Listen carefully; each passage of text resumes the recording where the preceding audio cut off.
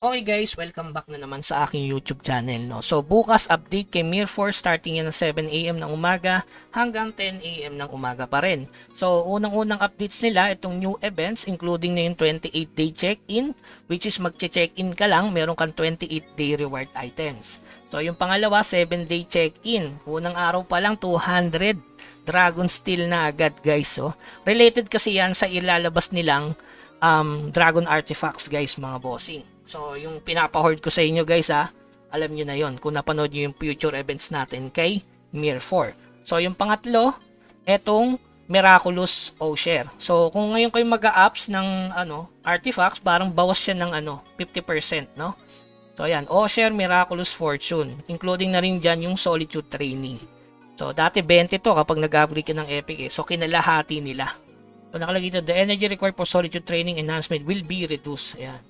Tapos, the probability of Tangle Inner Force during Solitude Training Enhancement will be decreased. Wow. Totoo kaya to? Ito, 0% to. 1 and 2 and 3. 5% sa 5. Ganon din sa bagay, no? Sa 4, 5% lang, di na 20. 20 ba dun? Parang 10%, no? Ayos to, pagdating sa upgrade ng Solitude Training. Tapos, yung huli nila dito, itong Ultimate Icon Tournament. So, kailangan mo sumali dito sa Discord. So, kita nyo naman may TE na ngayon, selection box plus 5. Gagawa ka ng emoji ata dito. Yan, accept file format JPEG. Kung kailangan mong gawin dito, mag-upload ng artwork in Mir 4 Discord event channel. So, click nyo lang to, bibigay ko yung link sa baba kung gusto nyo sumali dyan. Kasi sayang naman yung reward. Pag wala kayong pagkukunan ng mga resources, pwede to guys. Dito palang panalo na dito eh. Itong Epic Yellow Dragon Gift Box, ano laman yan? Wala bang description? So walang description regarding dito. So meron silang additional na reward na ganito para talaga sumali kayo guys.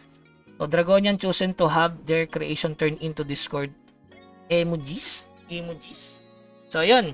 So yun yung events nila. So yung pangalawa, etong new growth content Descent of Divine Dragon. So napag-usapan na natin to. Sobrang tagal na, siguro 2 months ago, na kailangan nyo nang mag-hoard nung gantong item guys. Ito, di ba? Kailangan nyo na yan bukas. So, ito yun guys, itong Dragon Descent, ayan.